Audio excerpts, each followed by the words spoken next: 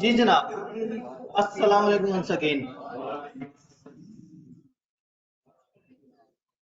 Online वालों को आवाज, स्क्रीन, कैमरा तीनों चीजें क्लियर है? डन।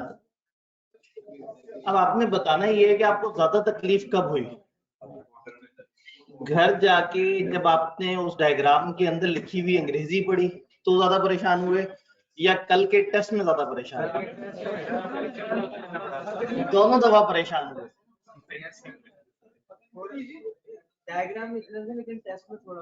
डायग्राम ने इतना परेशान नहीं किया जितना टेस्ट ने परेशान कर दिया। अंग्रेजी बिल्कुल, असल में उस दिन हमारे पास टाइम कम था तो मैंने थोड़ा सा सोचा कि आप लोग पढ़ेंगे तो अगले दिन हम उसमें से कुछ लाइंस पे डिस्कशन करेंगे। जैसे दो चीजें आपके लिए नई थी, फॉरवर्ड और बैकवर्ड इंटीग्रेशन, लेकिन उसके अलावा तकरीबन सारे अल्फाज ऐसे थे जो जिंदगी में कहीं ना कहीं आपने पढ़े हुए हों। और फिर टेस्ट जो है वो तो मैंने आपको कहा था कि वो तो एक तजर्बाती तौर पे आपके सामने अचानक से आएगा और आपने खुद ही से कोशिश करनी होगी कि इस तरह के टेस्ट को कैसे सॉल्व करना होता है। अप्रोच तो हम लोगों ने आज डिस्कस करनी है और आज हमने कुछ नहीं करना, अप्रोच डिस्कस करनी है। अगर थोड़ा सा टाइम बच गया तो स्टैटिक स्पेस के बारे में समझ लेंगे। जी सर, इस क्वेश्चन है, आप लॉन्ग क्वेश्चन दिए थे, हमने एग्जांपल बता सकते हैं ना? जी, अब देखते हैं कि किस तरह के सवाल को किस तरह से सॉल्व करना है। टेस्ट की डिस्कशन से पहले जरा ये डिस्कशन कर लेते हैं कि सवाल कितनी कितनी तरह के आते हैं, फिर हमें ये पता लग जाएगा कि हमारे टेस्ट में कौन कौन सी तरह के सवाल आए थे।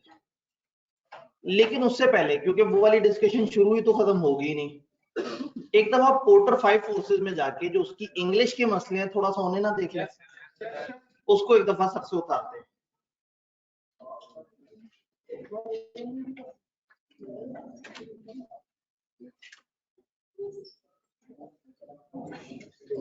सर नोट्स ने ज्यादा परेशान किया, ऑनलाइन वाले नोट्स से परेशान।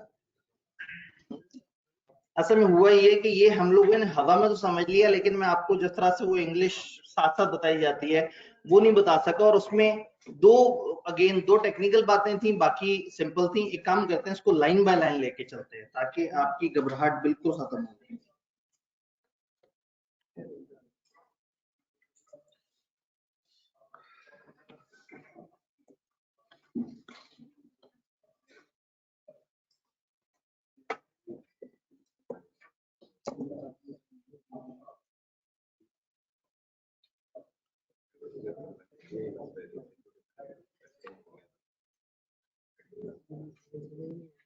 इतनी जल्दी कैसे काम करना बंद कर सकते हैं?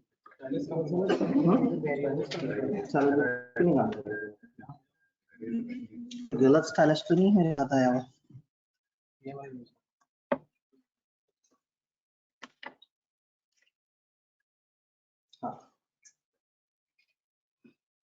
नहीं जी, बैरियर्स टू एंट्री, इसका दूसरा नाम क्या था? Threat of new entrants.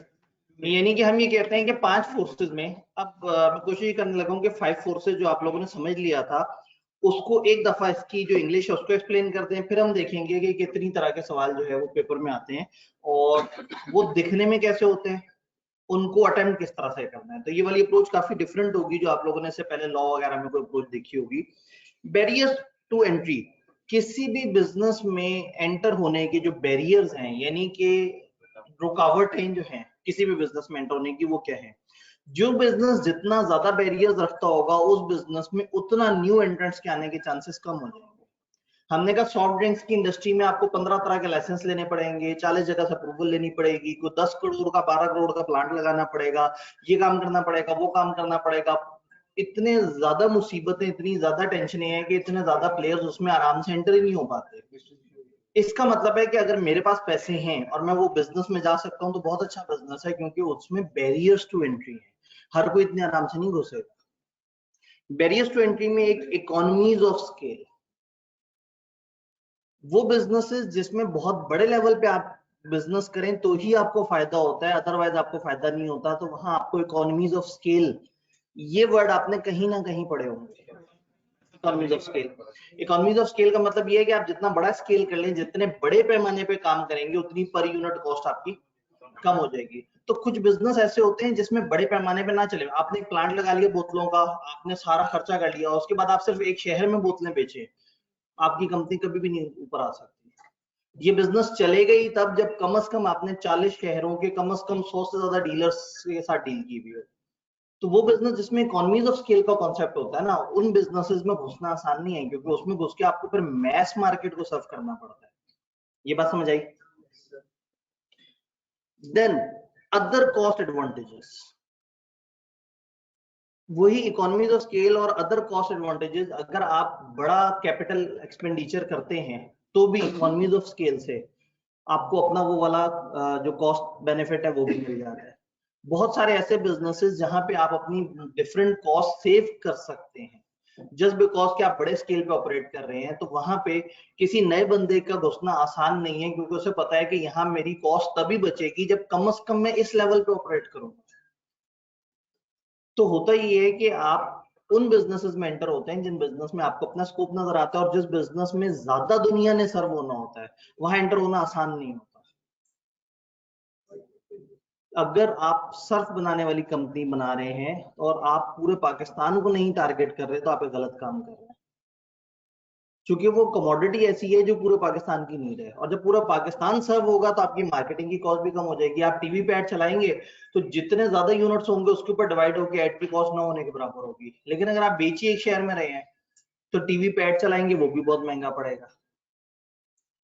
Then capital requirement, किसी भी बिजनेस में एंटर होने की सबसे ज्यादा जो मुश्किल होती है वो ये होती है कि वो कितना कैपिटल इंटेंसिव है, वो पैसा कितना खाता है, उसको शुरू में कितनी मशीनरी, कितना पैसा, कितने फंड्स, कितने रिसोर्सेस चाहिए। तो वो बिजनेस देखिए, पंखे वाला बिजनेस है, एक कमरा किराए पे लें, थोड़ा सा माल मंगवा के रखें, हो गए शुरू। बट क्या बेवरेजेस वाली कंपनी इतने आराम से शुरू हो सकती है? नहीं। इवन सीए का कॉलेज भी इतने आराम से नहीं शुरू हो सकता। बिल्डिंग, रिसोर्सेज, जनरेटर, पता नहीं क्या क्या इंफ्रास्ट्रक्चर, कमरों में कुर्सियां, एसी, ये सब करेंगे तो कार्रवाई शुरू होगी, वरना नहीं शुरू हो सकती। तो कैपिटल रिक्वायरमेंट्स किसी भी बिजनेस में एंटर होने का बैरियर है। जहां जिस पॉइंट पे प्रॉब्लम हो आपने मुझे रोक देना, ऑनलाइन या ऑफलाइन जो भी। एक्सेस टू डिस्ट्रीब्यूशन, किस जगह पे आपको कितने डिस्ट्रीब्यूशन नेटवर्क तक एक्सेस है। आप बहुत अच्छा बिजनेस करते हैं, डिस्ट्रीब्यूटर्स तक आपकी एक्सेस ही नहीं है, आप नहीं चल सकेंगे। तो कौन सा ऐसा बिजनेस है जिसमें आप खुद पे डिपेंडेंट है, कौन सा ऐसा बिजनेस है जिसमें डिस्ट्रीब्यूटर्स बहुत ज्यादा होते हैं। तो डिस्ट्रीब्यूशन तक एक्सेस जो है वो अच्छी होगी तो लोग ज्यादा आएंगे, और अगर मुश्किल से डिस्ट्रीब्यूटर्स मिलेंगे, मुश्किल से मिडलमैन मिला करेंगे, तो लोग कम आया करेंगे। फिर उस बिजनेस में पेटेंट्स कितने चाहिए, ये क्या चीज होती है? लाइसेंसेस मुख्तलिफ, ये ज्यादातर दवाइयों के कॉन्टेक्स्ट में इस्तेमाल होता है कि दवाई का एक फार्मूला होता है, वो फार्मूला रजिस्टर करवा लिया जाता है। उससे क्या होता है कि उसी फार्मूले जैसी कोई और दवाई बनाएगा तो आप कहेंगे कि भाई ये तो हमारा रजिस्टर्ड पेटेंट है। तो पेटेंट बेसिकली एक राइट है, एक लाइसेंस है कि ये मेरी प्रोडक्ट है, ये मैंने तश्कील दी है, ये मेरा अरेंजमेंट है, ये कोई और करेगा तो गलत होगा। तो जिस बिजनेस में जितने पेटेंट्स ज्यादा रिक्वायर्ड है, जितने लाइसेंस ज्यादा रिक्वायर्ड है, उस बिजनेस में उतना ही एंटर होना मुश्किल है। गवर्नमेंट पॉलिसी, कुछ बिजनेसेस में गवर्नमेंट बहुत तंग करती है, नहीं यहाँ एंटर होने से पहले ये वाली अथॉरिटी, वो अथॉरिटी, वो अथॉरिटी, पोर्ट वाले, ये वाले, वो वाले, सबसे ज्यादा लोग। Reaction of existing firms, existing लोग कितना तैयार बैठे हैं आने वाले बंदे का बिजनेस निकालने के लिए, पहले से रेडी बैठे होते हैं, जो आता है उसको आते ही फारिग कर दिया जाता है, उसको घुसने ही नहीं देते। वो भी अपना सेटअप लगा रहा होता है कि उसे उठा के बाहर फेंक देता है। तो एग्जिस्टिंग कितने तैयार बैठे हैं और उनकी क्या स्ट्रेटेजी है। कई दफा एग्जिस्टिंग मिल जाते हैं, वो कहते हैं यार हम मिल जाते हैं, ये नए बंदे को साइड पे कर देते हैं, हम तो आपस में खेलते रहेंगे, कभी तुम गवर्नमेंट मैं ऑपोजिशन, कभी मैं गवर्नमेंट तुम ऑपोजिशन, ये नया बंदा आके कचरा मचा रहा है, इसको साइड पे कर। तो कई दफा एक पूरा ग्रुप इकट्ठा होके और आने वालों को डिस्करेज कर रहा होता है। तो बैरियर्स टू एंट्री समझ आ रहा है? जी जी, क्या चीज? Other cost, different cost advantage. एक तो इकोनॉमीज ऑफ स्केल में आपको बहुत सारे बेनिफिट होते हैं, आपकी प्रोडक्ट ज्यादा बिकती है, आपकी रीच ज्यादा होती है। दूसरा, आपको अदर कॉस्ट एडवांटेजेस भी होते हैं मुख्तलिफ इस तरह के कि आपकी बहुत सारी जो कॉस्ट है वो रिकवर ज्यादा जल्दी हो जाती है। जैसे एक बिजनेस है 8 करोड़ से शुरू हुआ है और वो 4 साल में जितना रेवेन्यू कमाएगा वो 8 करोड़ के बराबर है, वर्सेस एक बिजनेस जो चौथे महीने 8 करोड़ की सेल कर लेगा। उसको अपनी ये कॉस्ट एडवांटेज होंगे, उसकी इनिशियल जो कैपिटल इन्वेस्टमेंट है वो बहुत जल्दी रिकवर हो जाएगी। तो जिस बिजनेस में कैपिटल इतनी जल्दी रिकवर ना हो वहां पे प्रॉब्लम्स है, और जहां जल्दी रिकवर हो जाए लोग कहते हैं यार ठीक है वो बिजनेस शुरू करेंगे, डूब भी गया तो कोई बात नहीं, 3-4 महीने में अपना असल सरमाया तो वापस निकाल के दे देगा, किसी और बिजनेस में चले जाएंगे। तो मुश्किल बिजनेस वो होता है जिसमें आना भी मुश्किल होता है, जाना भी मुश्किल होता है। ऐसा बिजनेस अट्रैक्ट करता है एक बड़े इन्वेस्टर को, लेकिन फिर उसको भी वही तकलीफें फेस करनी पड़ेंगी जो देख के वो खुश हो रहा है कि चलो मैं तकलीफ से गुजरूंगा, मेरे बाद वाले इतनी हिम्मत नहीं कर सकेंगे। डन? बैरियर्स टू एंट्री समझ आया? ठीक है। टीचिंग के अंदर भी बैरियर्स टू एंट्री है, बहुत सारे साल बड़ी तकलीफ से गुजरना पड़ता है, वो तकलीफ के लिए कोई तैयार नहीं। और चार्टर्ड अकाउंटेंट्स की अपॉर्चुनिटी कॉस्ट इतनी ज्यादा हाई होती है, वो कहते हैं इतनी तकलीफ से बेहतर है कि हम नौकरी कर लें, इतनी तकलीफ से बेहतर है हम ये वाला काम कर लें, हम वहां से लाखों रुपए कमा लेंगे। तो इसकी वजह से लोग आते ही नहीं। आप ये देखें कि साल साल गुजर जाते हैं और कोई नए टीचर का नाम सुनने को नहीं मिलता, सिवाय इसके कि जो फेसबुक पे कंपेनियां अलग से चल रही होती हैं। लेकिन जो असल में जेन्युइन कोई टीचर का नाम जो है वो नए हमें मिलता ही नहीं, क्योंकि बैरियर्स टू एंट्री हैं। यानी अगर ये एक बिजनेस होता तो मैं ये कहता कि इसमें बैरियर्स टू एंट्री और ये बड़ा कमाल बिजनेस है। लेकिन मजे की बात है कि टीचर बिजनेसमैन नहीं है ना, बिजनेसमैन तो कॉलेज है। टीचर सर्विस प्रोवाइडर है। इस बात पे पता नहीं आप लोग कौन सा क्लिप उठा के किस अंदाज में कहाँ पेश करें कि टीचर सर्विस प्रोवाइडर है। तो सर्विस प्रोवाइडर का मतलब वो सर्विसेज दे रहा है आप लोगों को, और आपको डायरेक्टली थोड़ी सेल कर रहा है, कॉलेज को सेल कर रहा है सर्विसेज, ना आपसे फीसें ले रहा है। बच्चे समझते हैं फीसें हमने शायद टीचर को दी हैं, आप कॉलेज को देते हैं। कॉलेज अपना बहुत सारा मार्जिन रखता है, फिर थोड़े से पैसे निकाल के टीचर की सैलरी भी देता है। कॉलेज की इतनी बड़ी रेवेन्यू में थोड़ा सा भी कुछ मतलब टीचर के लिए गुजारे वाला हो जाता है बेहतरीन। सर जी पॉइंट एक्सप्लेन भी करने हैं या एज इट इज लिखने हैं, ये डिपेंड करता है सवाल किस तरह का है। अभी मैं दिखाऊंगा कि डिफरेंट तरह के सवाल होते हैं, कुछ सवालों में एज इट इज आपने लिखना होता है और कुछ सवालों में आपने थोड़ा सा एलेबोरेट करना होता है। तो बैरियर्स टू एंट्री हमें समझ आ रहा है। सबसे सेंटर में है राइवलरी। राइवलरी कब ज्यादा होगी? जिस बिजनेस में जितना ज्यादा कंपटीशन होगा उतना वहां पे तकलीफ होती है एंटर होते हुए। ज्यादा कंपटीशन का मतलब आपको प्राइसेस भी ज्यादा हिलाने की इजाजत नहीं होगी, आपको शेयर भी ज्यादा अच्छा नहीं मिल सकेगा, आप तकलीफ में ही रहेंगे ज्यादातर टाइम।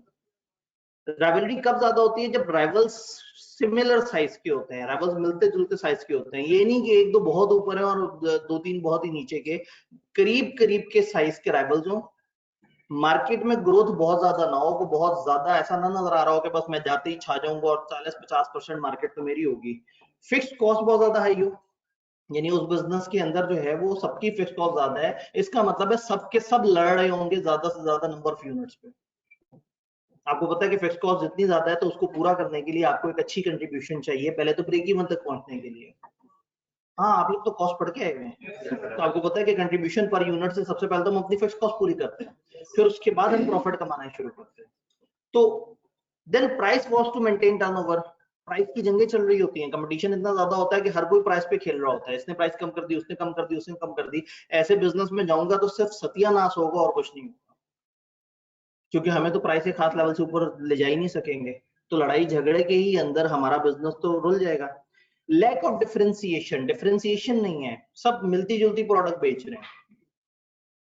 भाई एक अगर कागज बेच रहा है और दूसरा भी अगर कागज बेच रहा है तो फिर ज्यादा फर्क तो ना हुआ। एक अगर सफेद कागज बेच रहा है और दूसरा लाल कागज बेचे और पहले वाला भी लाल कागज बेचना शुरू कर दे तो भी फर्क नहीं हुआ। एक अगर कागज बेच रहा है और दूसरा प्लास्टिक का एक खास किस्म का इंपोर्टेड कागज बेच रहा है, अब समझ आता है कि ये डिफरेंशिएशन है। तो ये कंपटीशन नहीं है, कंपटीशन ये है कि जहां मिलती जुलती प्रोडक्ट्स हैं, मिलते जुलते कंपेटिटर्स हैं, बहुत सारे हैं और आपस में सिर्फ जंग जारी। हाई एग्जिट बैरियर्स, वही वाली बात है।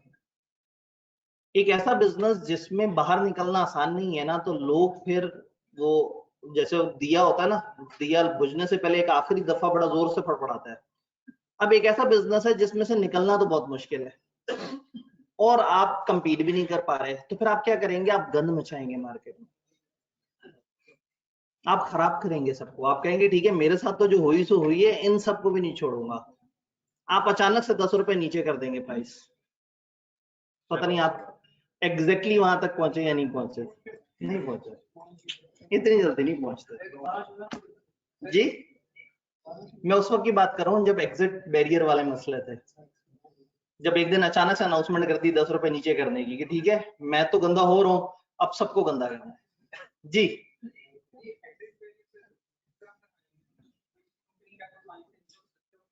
नहीं, असल में देखिए हर जगह से निकलना इतना आसान नहीं होता। फॉर एग्जाम्पल आपको अपना सेटअप समेटना है। एक बिल्डिंग ली आपने, सीए के कॉलेज की बात करते हैं, बिल्डिंग ली, उसकी दीवारें तोड़ के कमरे आपस में जोड़े, वो किया, उसको कस्टमाइज किया कॉलेज के हिसाब से, किसी जगह को एडमिशन ऑफिस बनाया, किसी को लाइब्रेरी बनाई, अच्छा खासा हिसाब किताब किया। जो बिल्डिंग के मालकान है ये ऐसी थोड़ी वापस जाने देंगे आप। इनका अरेंजमेंट होता है कि हमें बिल्डिंग अपनी ओरिजिनल हालत में वापस चाहिए। तो कई दफा उस बिजनेस को बंद करने का मतलब है कि आपको 2 करोड़ जेब से लगाना पड़ेगा वो सारे मसले दोबारा सीधे करने के लिए जो आपने तैयार किए थे। IS 16 में डिसमेंटलिंग और इस तरह का आप कॉन्सेप्ट पढ़ते हैं, उसमें क्या होता है कि आपको अपना सेटअप बंद करने के ऊपर भी कॉस्ट भरनी पड़ रही होती है, जिसको आप कॉस्ट ऑफ एसेट का पार्ट बनाते हैं शुरू में। तो कुछ बिजनेसेस में एग्जिट के वक्त इस तरह के कुछ मसलों मसाइल होते हैं जिसकी वजह से बंदा कहते हैं यार एग्जिट करने से बेहतर है एक आखिरी ट्राई कर। जब आखिरी ट्राई करेगा तो कंपेटिटर मार्केट में रहेगा, मतलब लोगों का आपस में मुकाबला चलता है।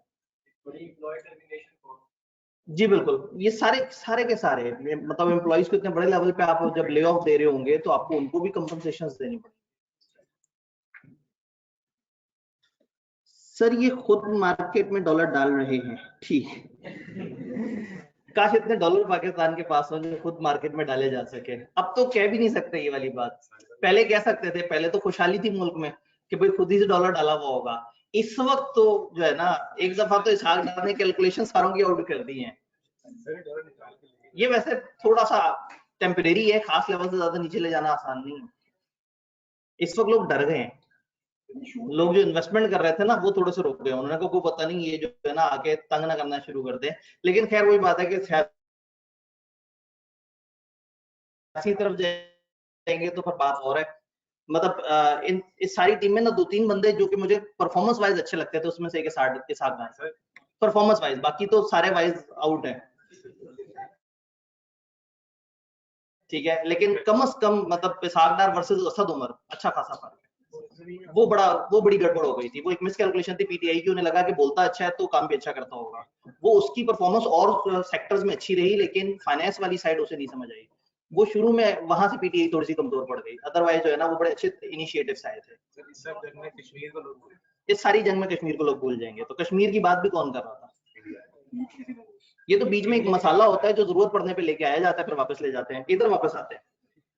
थ्रेट ऑफ न्यू सब्स्टिट्यूट, खुदा ना खास्ता इसके नीचे तो नहीं कोई मुश्किल लफ्ज आपको नजर आया? क्या हम अपनी प्रोडक्ट के लिए नई मार्केट देख सकेंगे? कहीं ऐसा तो नहीं कि एकदम से हमारे बिजनेस में सब्स्टिट्यूट आ जाए और हम बैठे सोचते रह जाएं लो अब हमारा क्या होगा? अचानक से सब्स्टिट्यूट आ गया, उन्होंने ऐसी क्वालिफिकेशन दी, लोगों ने कहा लो सीए तो कुछ भी नहीं, जो वो बेच रहे हैं कमाल बात है। तो अब हम जो सीए का कॉलेज खोल के बैठे हुए हों, अब हम क्या सीए के साथ क्या करें? क्या हमारे पास कुछ और मार्केट्स हैं? क्या हम आईसीएमपी वालों को पढ़ाना शुरू कर दें? क्या हम पिफा वालों को पढ़ाना शुरू कर दें? क्या हम बीकॉम वालों को पढ़ाना शुरू कर दें? तो फिर क्या होगा? फिर आप देख रहे होते हैं कि अगर आपकी प्रोडक्ट के सब्स्टिट्यूट हैं तो फिर आप अपनी प्रोडक्ट को कहां कहां ले जा सकते हैं? तो सब्स्टिट्यूट कितने हैं?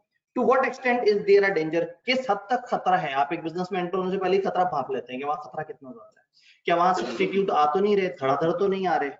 Can it be minimize by differentiation और लो कॉस्ट? क्या हम उस खतरे को खत्म कर सकते हैं कि हम कॉस्ट बड़ी कम कर दें?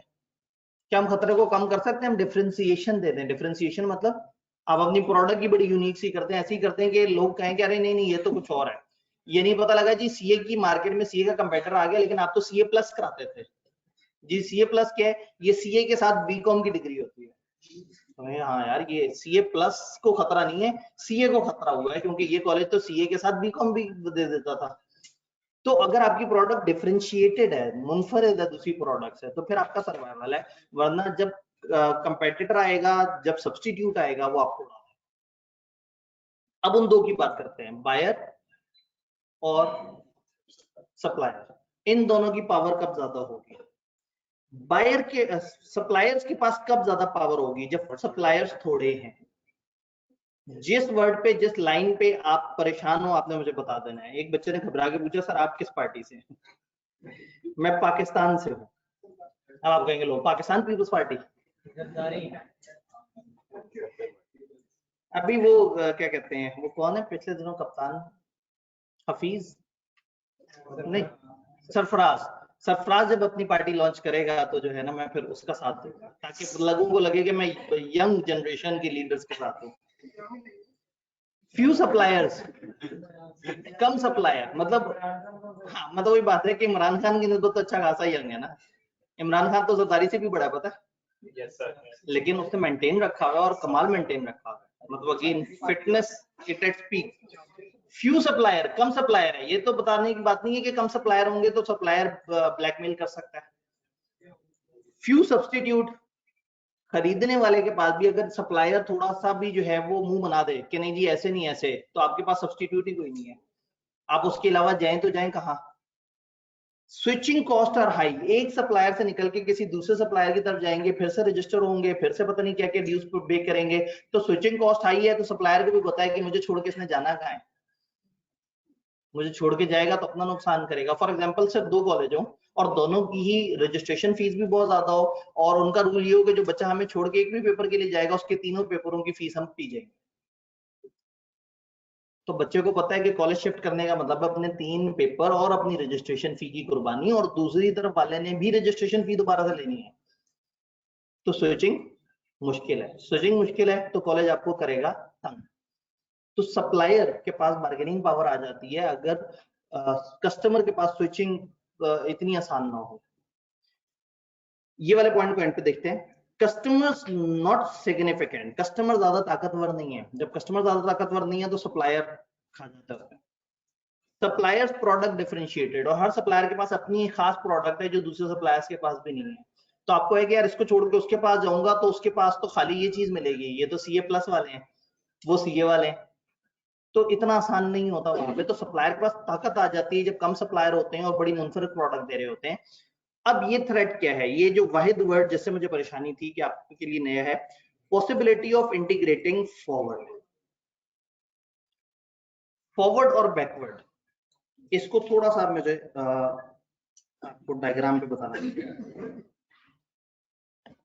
आप एक पॉइंट पे खड़े हैं, आप आगे की तरफ भी जा सकते हैं, आप पीछे की तरफ भी जा सकते हैं। ये एक सप्लाई चेन है, यहाँ मैन्युफैक्चरर है, मैन्युफैक्चरर के बाद डिस्ट्रीब्यूटर है, होलसेलर है, रिटेलर है, अलग अलग बिजनेसेस चल रहे हैं। आप एक जगह खड़े हुए हैं, आप हैं रिटेलर। रिटेलर कौन होता है? जो एंड कस्टमर को चीज दे रहा होता है। अगर आप होलसेलर हैं और आप रिटेलर्स को दे रहे हैं और रिटेलर आगे दे रहे हैं, तो बिजनेस की दुनिया में आप पीछे वाली चेन पे खड़े हैं, आपसे आगे रिटेलर है और रिटेलर से आगे। अब रिटेलर होलसेलर का कस्टमर है या क्या सप्लायर है? कस्टमर। होलसेलर सप्लायर है और रिटेलर कस्टमर है। अगर रिटेलर को ये खौफ हो कि होलसेलर आगे आके मेरा बिजनेस भी खा जाएगा, ये होलसेलर अगर अपनी दुकान खुद डाल ले तो फिर मैं कहां जाऊंगा? Forward integration. फॉरवर्ड इंटीग्रेशन ये नहीं कि आप उसी बिजनेस में अगले वाले जोन में एंटर होकर उस पर कब्जा कर लेते हैं। एक है गाड़ियां बनाने वाली कंपनियां और एक होते हैं शोरूम जो गाड़ियां बेचते हैं। तो शोरूम वाले बनाने वाली गाड़ियों से गाड़ियां खरीदते हैं और कस्टमर को आगे बेचते हैं। अगर तो गाड़ियां बनाने वाले किसी भी टाइम पे ये ताकत रखते हो कि वो अपने शोरूम खुद डाल लें, तो जो शोरूम वाले हैं उनके नखरे खत्म हो जाएंगे, और जो शोरूम वाले हैं वो हर वक्त अपने सप्लायर से डरते रहेंगे, क्योंकि शोरूम वालों का सप्लायर यानी गाड़ी बनाने वाले के पास पावर है, बार्गेनिंग पावर है। वो सप्लायर क्या कर सकता है? Forward integration. तो जब आपको ये डर लग रहा होता है ना कि आपसे पिछला बिजनेस तंग आके कहेगा अच्छा यार रहने दो ये काम भी मैं ही करना शुरू कर देता हूँ, तो आप डर डर के चलते हैं। ये है bargaining power of supplier. Forward integration समझ आई? इसी को उलट कर दें तो बैकवर्ड इंटीग्रेशन। अगर गाड़ियां बनाने वालों को ये खौफ हो गया ये शोरूम वाले कल को अपना गाड़ियां बनाने का यूनिट लगा लेंगे तो सप्लाई डल जाएगा। हर जगह इतना आसान नहीं होता, लेकिन एक होलसेलर है वो आके दुकानदार से कहता है कि जी ये माल मैं तुम्हें इतने का दूंगा, वो कहते हैं ये क्या बात हुई, पिछले महीने इस रेट पे था, वो कहते हैं नहीं जी इसी तरह से है। रिटेलर के अच्छा अगर ऐसा ही है तो ठीक है, फिर तुम्हारी क्या जरूरत है, मैं दरमियान वाला काम खुद ही कर लेता हूँ। तो अगर होलसेलर को पता हो कि रिटेलर इतना तगड़ा है कि ये होलसेलर भी खुद ही बन सकता है, तो पावर किसके पास आ जाएगी, कस्टमर के पास, सप्लायर के पास नहीं आएगी। यानी आपको खौफ हो कि कस्टमर बैकवर्ड इंटीग्रेशन कर देगा, और सप्लायर के केस में हमें क्या खौफ था कि वो फॉरवर्ड इंटीग्रेशन कर देगा। ये बात समझ आई, बैकवर्ड और forward integration. Bargaining power buyers की, सर लास्ट 2 पॉइंट्स रिपीट कर दें। कस्टमर सिग्निफिकेंट ना हो, कस्टमर्स बहुत ज्यादा पावरफुल ना हो, कस्टमर बहुत ज्यादा ना हो या कस्टमर बहुत ज्यादा तगड़े ना हो, तो फिर सप्लायर के पास पावर होती है। अगर कस्टमर इतना तगड़ा है, फॉर एग्जांपल एक कस्टमर आके कहता है मेरे पास 15 बिलियन का अकाउंट पड़ा है, मैंने डिपॉजिट कराना है, कौन से बैंक में कराऊं, 15 बैंक के नुमाइंदे हाजिर होंगे सामने के, सर जी हमारे बैंक में हम आपको कम से कम रेट देंगे, सर हमारे बैंक में हम आपको बेहतरीन ये बेनिफिट देंगे, ऐसा करेंगे वैसा करेंगे। अगर कस्टमर तगड़ा होता है तो सप्लायर उसके आगे पिछ जाता है, और अगर कस्टमर कमजोर से हो और सप्लायर बहुत ज्यादा ताकतवर हो तो फिर बार्गेनिंग पावर सप्लायर के पास आ जाती है। तभी तो कहा जाता है कि जब आप लोगों को मसला हो तो मुत्तहिद हो जाएं। आप लोग अलग अलग होते हैं, कॉलेज पावरफुल होता है, ठीक है। आई कैप और आप में आई कैप पावरफुल होता है, आप लोग इकट्ठे होते ही नहीं। आप लोग होते हैं कहाँ, फेसबुक पे, फेसबुक पे कंपेन भी करते हैं, फेसबुक पे लॉन्ग मार्च भी करते हैं, उसके बाद 4-5 लाइक शेक मारे और आके सुकून से बैठ गए कि बेहतरीन हो गया, मैं अपना जो है वो पावर इस्तेमाल कर।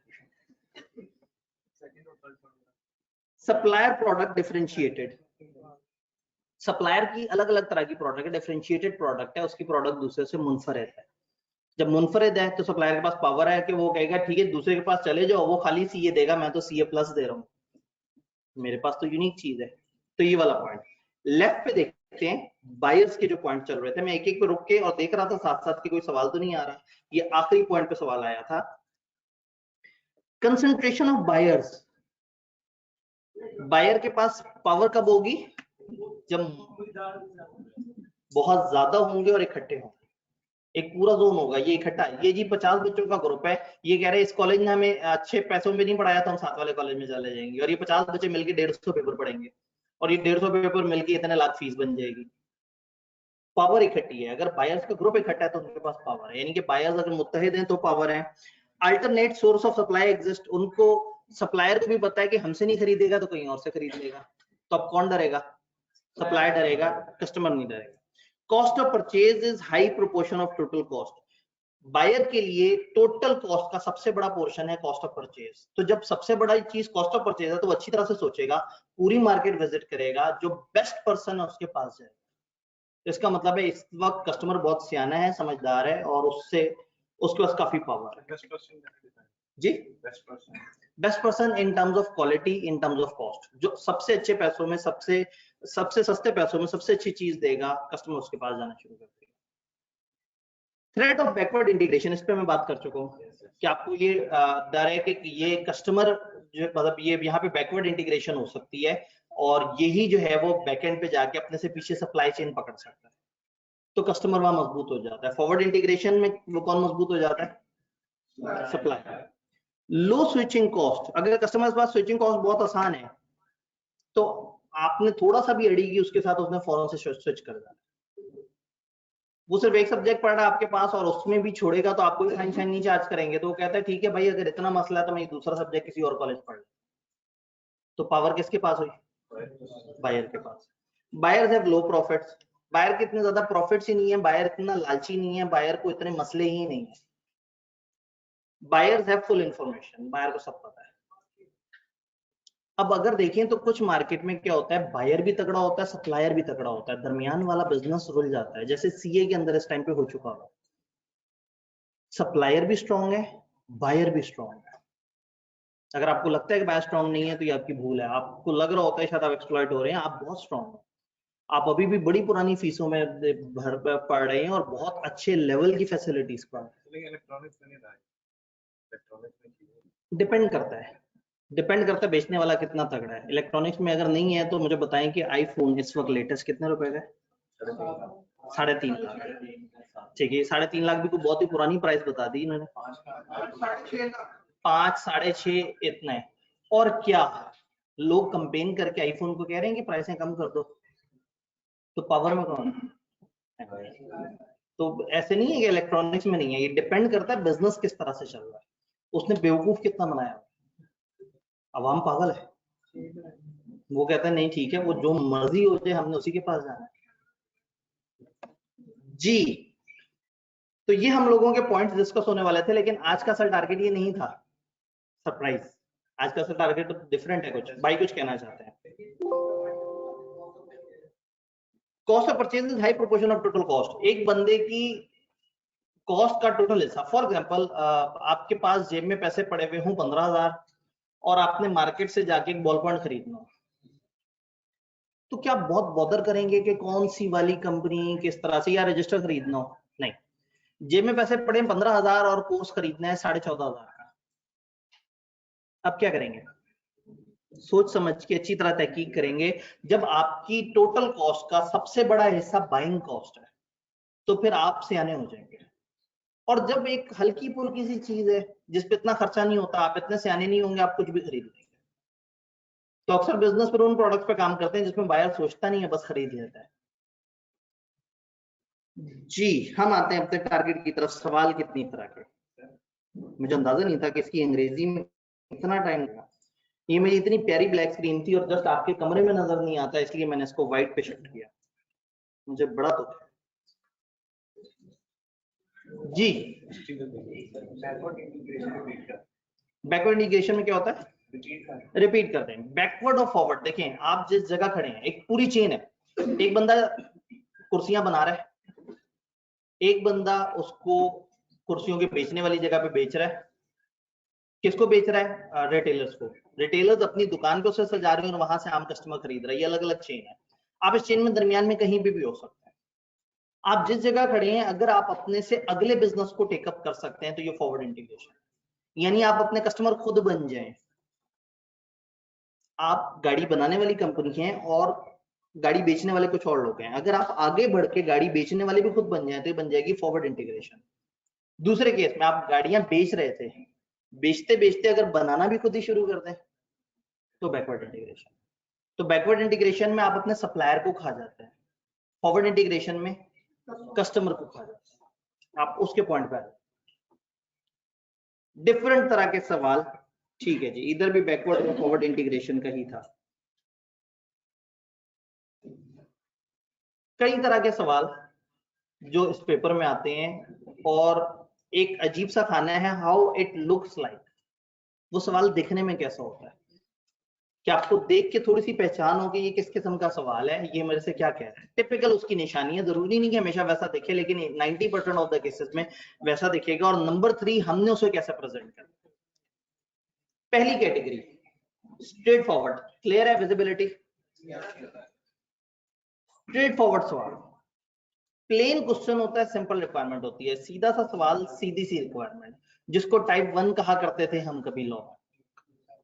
ये देखने में कैसा होगा? सीधी सीधी सी बुलेट्स बनी हुई होंगी। Describe the feature of virtual organization, what are different type of entry barriers. देखें, what are the different type of entry barriers which may discourage entrants from establishing new manufacturing unit in spite of substantial demand supply gap in product industry।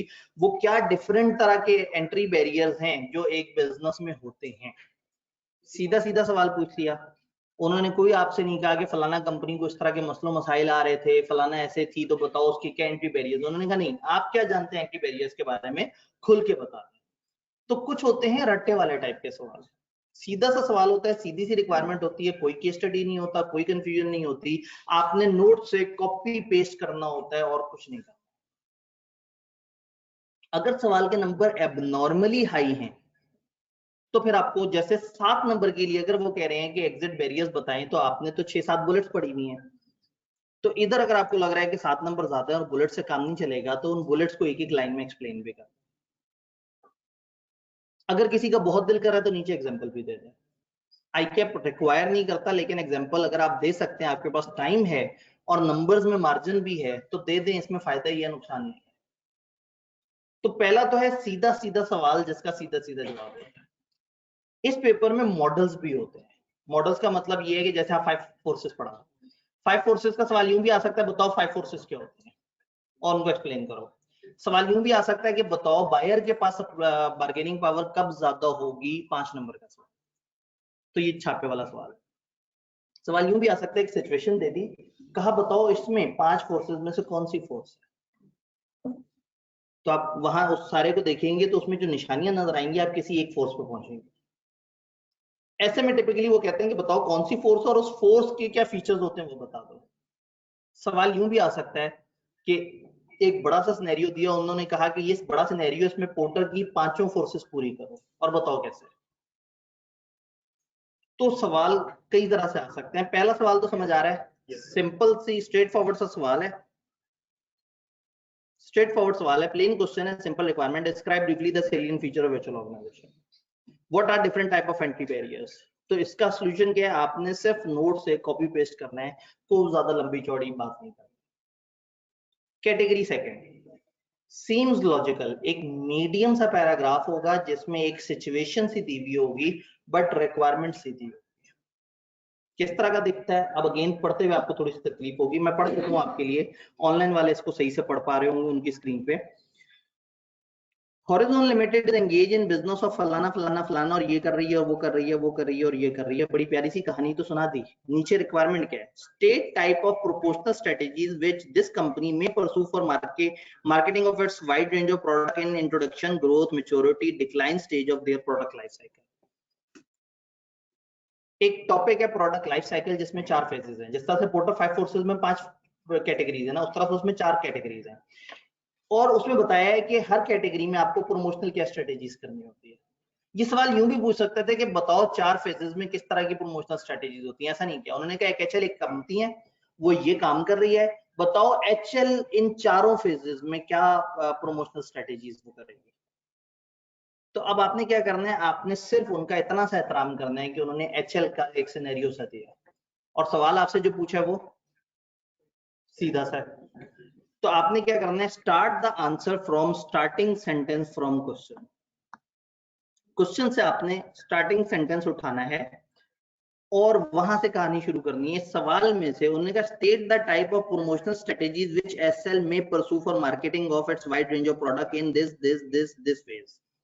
तो आप कहें the different type of promotional strategies which HL may pursue for marketing of its wide range of products for ये phase ये phase ये phase, और आगे नीचे वो सारी कहानी लिख दें जो आपने याद की हुई है। यानी आपसे वो सीधा सवाल पूछते तो आप सीधा जवाब देते। अब उन्होंने कहा कि एचएल एक कंपनी है, बताओ एचएल वाली कंपनी इन चारों फेजेस में क्या करेगी, और ये आपको पता है कि चारों फेजेस में क्या होता है, तो आप कहेंगे एचएल नामी कंपनी चारों फेजेस में ये करेगी, क्या, नीचे छापा। यही सवाल 5 फोर्सेस पे अडॉप्ट करते हैं। सवाल इस तरह से आता है कि कंपनी है, वो एक नए बिजनेस के बारे में सोच रही है, उसको किसी ने बताया कि 5 फोर्सेस एनालिसिस बड़ा जरूरी होता है, बताओ ये कंपनी 5 फोर्सेस में किन फैक्टर्स को कंसीडर करेगी। तो जवाब क्या होगा, ये वाली कंपनी 5 फोर्सेस में फॉलोइंग फैक्टर्स को कंसीडर करेगी, और नीचे क्या किया, पांचों फोर्सेस की हेडिंग देके उनकी बुलेट्स डाल दी। यानी है ये भी रट्टा, लेकिन ये देखने में थोड़ा सा लॉजिकल लग रहा है। सिचुएशन बताई हुई है और सिचुएशन के हिसाब से आपसे एक मॉडल पूछा मॉडल है, उस सिचुएशन को लिंक नहीं करवाया। अब इससे अगले सवाल की तरफ आते हैं, सिचुएशन लिंक करवाएंगे। Identify elements of model, some parts या पैरा गिवन। कई दफा सवाल में कुछ पार्ट्स या पैरा दिए हुए होते हैं। Identification and logical reasoning required. वो आपको क्या करते हैं, आपको एक सिचुएशन सी देते हैं, उस सिचुएशन में 1 2 3 डिफरेंट पॉइंट्स हो सकते हैं। टेस्ट याद आया, 3 सिनेरियो थे और आपने उसको आइडेंटिफाई करना था कि वो कौन सी वाली फोर्स है, और फिर बताना था वो वाली फोर्स क्यों है। ये सवाल 2 तरह से हो सकता है। सवाल पूछने वाला आपको सिचुएशन देके कहे कि बताओ कौन सी फोर्स है यहाँ पे, और इस सिचुएशन के मुताबिक बताओ आप क्यों कह रहे हो कि ये वो वाली फोर्स है। तो फिर आप क्या करेंगे, हेडिंग देंगे उस फोर्स की और नीचे सवाल में से फीचर्स उठा के लिखेंगे, इस वजह से मैं कह रहा हूं ये वाली फोर्स। और कभी कभी सभी सवाल आपसे पता क्या कहता है, सवाल कहता है सिचुएशन में फोर्स आइडेंटिफाई करो और बताओ उस वाली फोर्स की अपने क्या फीचर्स हो। तो आपके दिमाग ने सिर्फ हेडिंग की हद तक सवाल को देखना है कि आपने सवाल में से सही फोर्स आइडेंटिफाई कर दी और उसके बाद उसके नीचे जो लिखना है वो सारा का सारा अपना वही जो कॉपी पेस्ट हुआ। तो इस तरह का सवाल जिसमें अब आप अगर देखें, मैं सवाल पढ़ के सुनाता हूं, थोड़ा सा आपकी विजिबिलिटी में मसला होगा। Discuss the relevant competitive environment in context of Michael Porter 5 forces model of competition in each of the 3 scenario presented below. दिए 2 हैं, जगह कम थी। Substantiate your answer by stating the significant characteristics of competitive environment facing the organization in each of the scenario। Her scenario में जो organisation को characteristics face करने पड़ रहे हैं उसकी रोशनी में बताओ कि कौन सी फोर्स है। इसका मतलब है कि इसका जवाब आपने किस तरह से देना है, हेडिंग देनी है उस फोर्स में से, 5 फोर्सेस मॉडल में से हेडिंग, और इस सिचुएशन में से बताना है कि वो हेडिंग आपने क्यों दी है। फॉर एग्जाम्पल रेवलरी अगर आप बता रहे हैं तो रेवलरी में क्या होता है, बहुत सारे सप्लायर्स हैं, आपस में मुकाबला बड़ा ज्यादा है, इस तरह से करके मिलती जुलती प्रोडक्ट, ठीक है, मिलती जुलती प्रोडक्ट वगैरह। तो अगर सवाल में वो निशानियां मिल रही हैं तो आप वो वाले लाइन आइटम उठा के सवाल में से उठा के लाइनें लिखना शुरू कर दें। इसको प्रेजेंट कैसे करना है, give part wise heading of relevant element of the model. उस रेलेवेंट एलिमेंट का हेडिंग देनी है। हो सकता है सवाल ने आपसे 2 सिनेरियो में 2 मांगे हो, उन्होंने कहा ये 2 सिनेरियो 3 सिनेरियो बताओ कौन कौन सी फोर्स। तो एक सिनेरियो पढ़ के उन 5 में से कोई एक फोर्स अप्लाई हो रही होगी, आपने उसकी हेडिंग देनी है और सिचुएशन के अंदर से बता देना है ये फैक्टर, यानी हेडिंग देने के बाद नीचे 3 बुलेट्स 4 बुलेट्स में सवाल के अंदर से ही लाइनें उठा के लिख देनी है कि इस वजह से मैंने ये कहा। ये बात समझ आ रही है? तो हम ये कह रहे हैं give part wise heading of the relevant element of the model. Under each heading, write the feature of that element you saw in the scenario by proper referring it। आज वाला सवाल, गुज़िश्ता सवाल आपका ये वाला पैटर्न। मैं कहा था बताओ कौन सा और क्यों। अब क्यों में आप लोगों ने वो छापा लगाया हुआ था, अक्सर लोगों ने कौन सा, आपने हेडिंग लिखी और नीचे अपनी वाली बातें लिख दी जो आपने याद की हुई थी। हालांकि इसमें उन्होंने कहा था कि बताओ ये वाला ऐसा क्यों है। तो हेडिंग देनी है आपने उस मॉडल में से और लिखना कहां से, क्वेश्चन में। अपनी इंग्लिश ज्यादा यूज नहीं करनी, सवाल के बीच बीच में से आप सेंटेंसेस वर्ड्स और वो उठा के उसको बुलेट्स बना के। तीसरी तरह का सवाल, चौथा सवाल, अप्लाई द फुल मॉडल। ये दरमियान वाला क्या था, सिलेक्टेड एलिमेंट्स आपसे पूछे गए थे। तो फिर क्या होता है, आपने उस पैरा को पढ़ना होता है और उन 5 को सोचना होता है, उन 5 में से जो एक रेलेवेंट है उसकी हेडिंग डालनी होती है और फिर सवाल में से वो वाले फीचर लिख देने होते हैं जिसकी वजह से आपने कहा है कि ये बार्गेनिंग पावर और सप्लायर का मसला लगता है। ये बात आपको ना समझ आती जब तक आपने टेस्ट को टक्कर ना मारी हो। अब आपने टेस्ट को एक दफा टक्कर मारी हुई है तो आपको पता है कि एक सवाल आया था इस तरह से जिसपे आप उलझे थे कि ये क्या है, इसको किस तरह से लिखना है। तो जो मॉडल आपसे पूछा गया है, तो कभी कभी मॉडल सिलेक्टेड अप्लाई करना होता है और कभी कभी एक पूरा हैवी सवाल आ जाता है। ये दिखता कैसा है, ये एक बड़ा सा सिनेरियो बना हुआ जिसको देखते ही आप कहते हैं कि ये सवाल सबसे एंड पे पढ़ूंगा। उस तरह वाला सवाल, बड़ा सा सवाल होता है और उस बड़े से सवाल में वो आपसे कहते हैं कि ये वाला मॉडल जरा अप्लाई करके तो बताना। ठीक है, अब आप ये डिस्ट्रीब्यूट कर सकते हैं। मैंने कहा आप लोगों को पढ़ने में, सामने वाले लोगों को पढ़ने में दिक्कत होगी, ऑनलाइन वालों को तो स्क्रीन पे नजर आ रहा होगा, तो सामने वालों को फोटोकॉपी मिल जाए जरा, ये जो हम डिस्कशन कर रहे हैं इसकी। ये एक बड़ी सी सिचुएशन दी हुई है, बड़ी सी सिचुएशन। उन्होंने कहा what is the purpose of स्वॉट एनालिसिस। आपके पास जो चंद मॉडल्स हैं उनमें से एक स्वॉट एनालिसिस होता है, strength weakness opportunity threat. Using the information provided carry out a स्वॉट एनालिसिस ऑफ ई वाला ग्रुप। फर्ज करें आपने पढ़ा हुआ है पोर्टर 5 फोर्सेस, एक बड़ा सा सिनेरियो होता। उस बड़े से सिनेरियो में होता है, कंपनी है वो सोच रही है कि वो बेवरेजेस का काम करे, लेकिन जब वो देखती है तो बेवरेजेस के काम के लिए लाइसेंस बहुत सारे चाहिए होते हैं, फैक्ट्री का यूनिट भी लंबा चौड़ा लगाना पड़ता है। फिर उन्होंने देखा कि वहाँ जो कस्टमर्स हैं वो इस तरह के हैं, वहाँ जो सप्लायर हैं उनके इस तरह के मसलो मसाइल हैं, मार्केट में इतने प्लेयर्स मौजूद हैं ऑलरेडी, और सॉफ्ट ड्रिंक्स में एक टेंशन ये है कि सॉफ्ट ड्रिंक जब बैन होती है तो जूस बड़े आराम से उसकी जगह रिप्लेस कर लेते हैं। पूरी कहानी बताई और आपसे कहा जरा इस पे पोर्टर 5 फोर्सेस मॉडल अप्लाई कर। अब आप क्या करेंगे, सबसे पहले तो आंखें बंद करके सब आंसर पे आए और पांचों फोर्सेस की हेडिंग लिख के कम से कम आधे आधे नंबर करके 2.5 नंबर तो पूरे कर लिए कि आपने मॉडल के पांचों एलिमेंट सही से लिख दिए और उसकी नीचे जगह छोड़ दी। उस जगह में सिनेरियो में से जो जो जिस खाने में फिट होता जा रहा है, उन्होंने कस्टमर की बात की हुई, आपने बार्गेनिंग पावर और कस्टमर के नीचे लिख दिया। उन्होंने मुकाबले की बात की हुई है किसी लाइन में, आपने उठा के राइवलरी के नीचे लिख दिया। उन्होंने खर्चों की बात की हुई है, एंटर होने की बात की है, मुश्किल की बात की है, गवर्नमेंट तकालीफ की बात की है, आपने उठा के बैरियर्स में डाल दिया। यानी ये सवाल बड़ा मजेदार होता है, ये दिखने में हैवी है और एग्जामिनर को भी लगता है हैवी है, लेकिन करने में सबसे मजेदार है कि आपने बस मॉडल की हेडिंग्स लिख देनी है और सवाल को लाइन बाय लाइन पढ़ते जाने, और जौन सी लाइन उन 5 में से जौन से वाले को अट्रैक्ट कर रही है उसके नीचे जाके लिख देनी है। Right headings of all elements of the model. Under each heading, write the feature of that element you saw in the scenario by proper.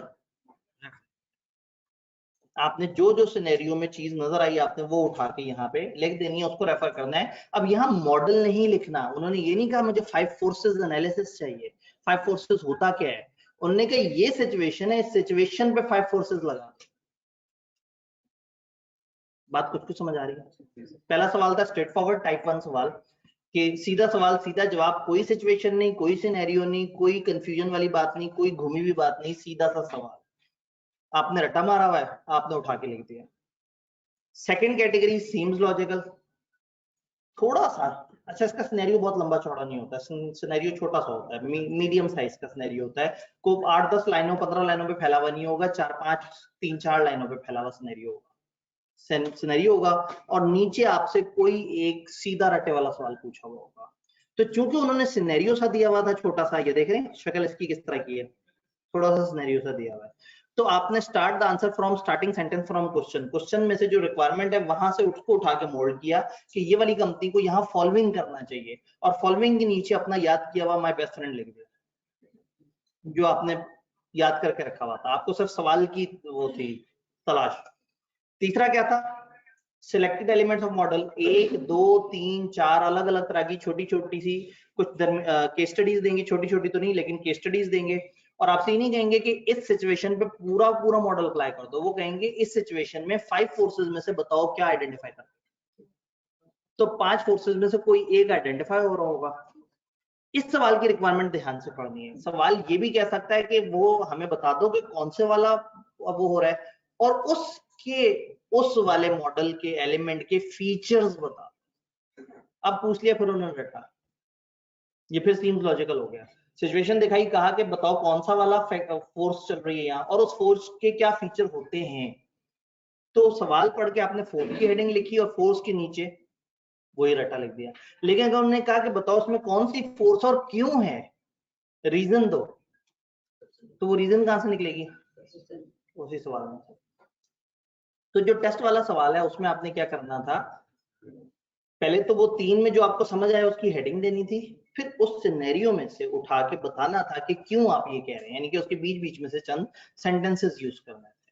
ये प्रॉपर राइटिंग का पेपर है, इधर आपको काफी ज्यादा जो है वो अपनी सेल्फ राइटिंग करनी पड़ती है। आधे सवाल इसमें सीधे हो सकते हैं, लेकिन ज्यादातर सवाल जिनमें मॉडल अप्लाई करना होगा तो आपको समझ आना चाहिए कि मॉडल को कैसे अप्लाई करते हैं। जी मीनवाइल एक सिनेरियो में एक से ज्यादा भी फोर्सेस, एक सिनेरियो में नॉर्मली एक ही फोर्स होगी। जब इस तरह का सवाल आएगा ना, जब वो क्या कहेंगे, वो कहेंगे discuss the relevant competitive environment in context of 5 forces model of competition in each of these 3 scenario। तीनों सिनेरियो में रेलेवेंट वाली बताओ। तो टिपिकली इस तरह के सवाल में वो चाहते हैं वो सारे उसके फीचर्स इकट्ठे करके एक सिचुएशन में डाल देते हैं और चाहते हैं कि आप दिमाग इस्तेमाल करके पहुंच जाएं कि ये इन्होंने कौन सी वाली फोर्स इस्तेमाल की है। इसका मतलब ये हुआ कि हमें जितने भी मॉडल्स आएंगे उनके नाम और उनके फीचर्स वो याद रखें। उसके बाद सवाल रटे वाला आ जाए, सवाल घुमा हुआ आ जाए, जैसा भी सवाल है हम उसको कर सकते हैं। आखिरी जनरल सवाल, उसका कोई फॉर्मेट नहीं है, यानी कि हो सकता है कि पेपर में एक 5वीं तरह का सवाल है, आपके लॉजी सर ने मुझे 4 तरह के सवाल कराए थे, मैं नहीं खेलता, तो एग्जामिनर है ना, कभी भी किसी भी तरह का कोई भी उसने वो कर दिया। अगर उसने खुद भी कोई जनरल सा सवाल पूछा हुआ, वो कहता है जी पाकिस्तान के मैक्रो इकोनॉमिक एनवायरनमेंट और पॉलिटिकल डिस्टेबिलिटी को देख के आप ये बताएं कि यहाँ पे पोर्टर की 5 फोर्सेस लगाना सही है या नहीं। अब ये तो उनके फरिश्तों को भी नहीं पता इसका जवाब क्या है, और आपको भी नहीं पता। तो जब दोनों ही अनजान है तो फिर खेलें। यानी ये किताब में से सवाल नहीं आया, किताब की एक चीज पे आपके तबसरे पूछे, अब आप लिखें अपनी इंग्लिश, लेकिन छोटे जुमले, बुलेट ज्यादा जुमले छोटे, जुमला बड़ा होता है आपकी इंग्लिश पकड़ी जाती है। छोटे छोटे से sentences, small bullet, self writing करनी है, खुद से लिखना है। यानी ऐसा सवाल आ गया जो किसी मॉडल के बारे में भी नहीं है, जिसमें उसने को रटा भी नहीं पूछा, उन्होंने आपसे एक तबसरा पूछा है कि बताओ ये जो पाकिस्तान में डॉलर के मसलों मसाइल हैं, इसके बाद आप ये क्या फोर्सी करते हैं कि पाकिस्तान की पॉलिटिकल स्टेबिलिटी के बारे में आप जरा रोशनी डालें। कुछ भी, मतलब असल में ना इस पेपर में इतना कुछ डाल दिया है इन्होंने कि ये कुछ भी पूछ सकते हैं। ऑल्दो अभी इनके पास मार्जिन कम है, इनको बेचारों को 3-4 सवाल बनाने होते हैं और चैप्टर्स होते हैं इनके पास 9, तो बड़ी मुश्किल से 3-4 सवाल बना पाते हैं। अगर ये 100 नंबर का अकेला पेपर होता तो वो जरा ज्यादा खेलते हैं। शुक्र है अभी 100 नंबर का अकेला पेपर है, हमने देखा था औसतन 41 नंबर का पेपर यहाँ से आ रहा है। कहानी समझ आई कुछ कुछ? अब इस कहानी की रोशनी में एक दफा घर जाके दोबारा से टेस्ट को पढ़ना है। वो लोग जो टेस्ट देने आ सके थे उसको दोबारा से पढ़ना है, और पढ़ने के बाद अंदाजा लगाना है कि वो एक्चुअल में आपसे क्या चाह रहा था, और कल फिर लेक्चर के स्टार्ट में बताना है कि वो टाइप 1, 2, 3, 4 किस तरह का सवाल था, ताकि कल फिर हम इससे आगे पढ़ाई शुरू करें। पोर्टर 5 फोर्सेस भी अब जरा दोबारा ध्यान से पढ़ लें, आपको अब अल्फाज समझ आ गए। ठीक हो गया, इंशाल्लाह ताला मिलते हैं।